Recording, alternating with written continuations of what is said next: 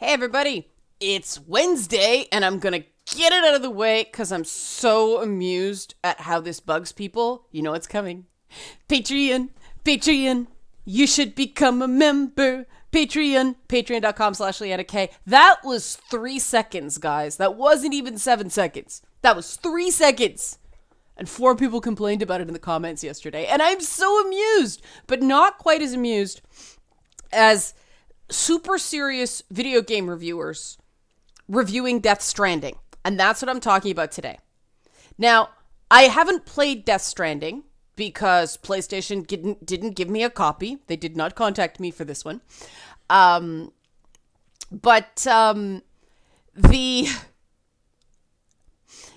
out in 3 days as I'm recording this. It's out November 8th.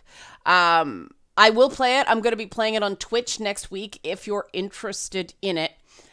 This is going to be one that you're going to try to avoid all spoilers unless you're not going to play it. It's a game that I think will actually be enjoyable to watch instead of play. I don't feel that about a lot of games, but I talked to the people on Twitch and it's like, is anybody interested? One person said no, but most people said yeah, because I'm not planning on playing it, so I'd like to see what it's like. So it'll be a performance. This is a sort of game I get kind of playing through, but watching the reviews has been very interesting. You'll remember back a while around E3 and PlayStation Now and all that stuff when the trailers dropped, I said that I expect this game is going to be a glorious hot mess. It is going to be flawed, but it is going to be interesting and innovative. And Kel Surprise, based on the reviews that actually make sense, that's exactly what it is. Interestingly, the best summary of the game came from, of all places, the Washington Post. Now, you'll see here, this is the Metacritic site, and it gives the little the summary. Death Stranding is the oddest AAA game I've played this year, and I mean that as a compliment. Imagine the television show Lost, with its time-hopping storyline about characters stuck on a mystical beach, cross with the go out and make things approach of Minecraft, and you'll get a sense of Kojima Productions' peculiar title. That actually tells me what it's about from a gameplay perspective, as well as from a story perspective. Many more reviews I read treated it as more of a film than a game, and that annoys me. But the Kotaku review is kind of hilarious in how the first 2 paragraphs are just pretentious as anything. It's art sort of thing. I'm all for treating games as art, but don't show off in your game reviews. Don't show off in your game reviews. It just falls flat. You're reviewing, it's a service. Don't drop references you can't expect your audience to get. But the Polygon review made me laugh a lot. Now, I need to provide a bit of context for this as to why it's funny with this article. This is an article from a while back. It's from 2016, and it's an article defending walking simulators. Games like, as it says here, Dear Esther Gone Home Firewatch in Virginia. And it's this long article that's a defense of walking sims, and I think it's one of those things that once you start unpicking it, okay, it starts coming apart at the seams. If it's all about a game has to have its mechanics, well, then you start to go, well, Space Invaders, is that less of a game than Far Cry because it's got fewer mechanics? Or if a game is about having a fail state, then that mean a game that doesn't punish you for dying, like a Far Cry game where it happens really trivially? Does that make it less of a game than Bloodborne, where the stakes for death are higher? Whichever way you come at it, you start unpicking those strands, and it doesn't really make sense apart from the feeling of what a game ought to do. This is what Polygon used to do. I'm facing the wrong way, I apologize. This is what Polygon used to do. Here's what Polygon does now. You ready for it? You're ready for it. Brace your loins, everybody. It's also from Polygon. Here we go. Death Stranding review. Hideo Kojima tries to make fetch happen the most advanced walking simulator the world has ever seen. Now, there's nothing wrong with calling it a walking simulator, but this lack of consistency on a site that is, let's face it, very ideologically driven is what has caused a lot of people to just go nuts. Like, just bleh. There's a one review that I'm pretty sure is a troll review. I'm not even going to touch it. Death Stranding is one of these games I think I'm going to like. Because every review I've read, and it's been a while since I've read as many reviews as this on a game. But everybody says it's something different, which makes me think it might actually be something original. Hooray! Good for him. I'm not disappointed. It actually is totally meeting my expectations based on the reviews. Now, am I going to completely disagree with the reviews? I gotta give Kojima Productions credit for creating something that is so outside the box and still managing to get an 84 score on Metacritic. Now, I find it interesting. Metacritic no longer includes Polygon or Kotaku because they don't have scores in their reviews, which is kind of interesting because I had to seek them out, so they got a click out of me. Oh, well.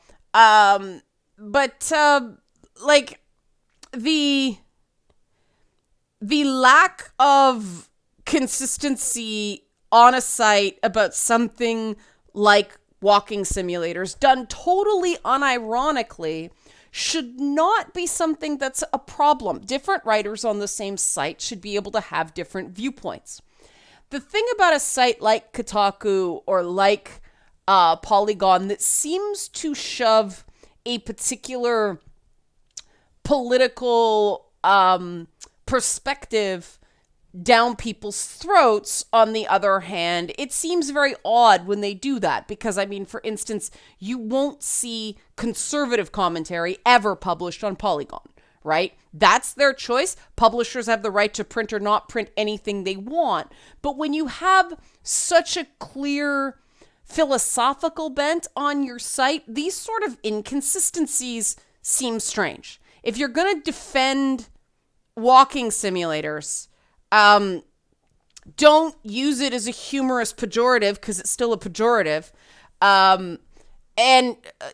You know, maybe not have a punny headline that is just makes the pretension of the first two paragraphs of the Kotaku review seem more palatable, because at least that person appears to have read a couple books. Yeah, there's still what I get from these reviews. And I may be reading way too into this, but my expectations seem to be totally right on this game, so I think I've got a bit of license here. It seems like some of these sites still have a inferiority complex when it comes to other media, things like film and television. You will rarely see in a film review somebody comparing films to another form of medium. Why? Because this is a film review. They assume that people who are reading film reviews like films. Therefore, they compare like and like. They compare films to, another sort of film. TV shows the same way. If it's a huge blockbuster phenomenon, that's a different story if people are aware of it. But I see this all the time in game reviews, that they're comparing games to books, or they're comparing games to films, or they're comparing games to TV shows. That comparison doesn't work as well, because games are games. I don't actually expect Death Stranding to be anything like Lost. But it gives me kind of an idea, but that's because I've seen Lost. Some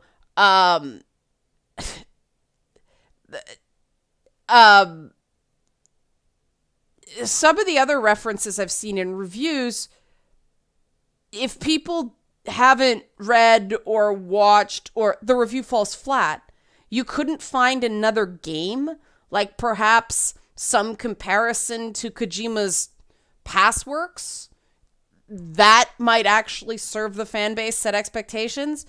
It really just seems like these game reviews are written for people that maybe don't play a lot of video games. Now, with something like Death Stranding, no. Death Stranding, I was going to say maybe this is going to appeal to a different kind of gamer. But no, you really don't get more core gamer than like a Hideo Kojima game. You don't. The dude is hardcore. And so these reviews just seem so useless to me. Like when the best summary of a review comes from the Washington Post. Do we need video game sites anymore? If game reviews are being done well by newspapers, maybe, it's better to just have newspapers have game reviewers, so maybe more money can go to newspapers. And, I don't know. I'd like to see more newspapers, especially in Canada. I'd like to see like the Toronto Star and the Globe and Mail. I'm surprised the Toronto Sun hasn't done it. The National Post, with its Post Arcade, is the only Canadian newspaper that regularly covers video games. And I'd like to see more of them do that, because it's a reason to go to a newspaper, right? For a lot of people who won't otherwise read newspapers. I guess the perception is people won't pay for that kind of stuff, but, I dropped my New York Times subscription recently, so hey, maybe the Washington Post will get my bucks when I have a few more bucks to spend. But yeah, like, if the Washington Post is giving me a better sense of what a game is about than Kotaku or Polygon, why do I need Kotaku or Polygon? Like, other than to keep Jason Schreier employed because he does good investigative journalism. Like, what's the point of these sites now? When was the last story Polygon broke? I don't remember.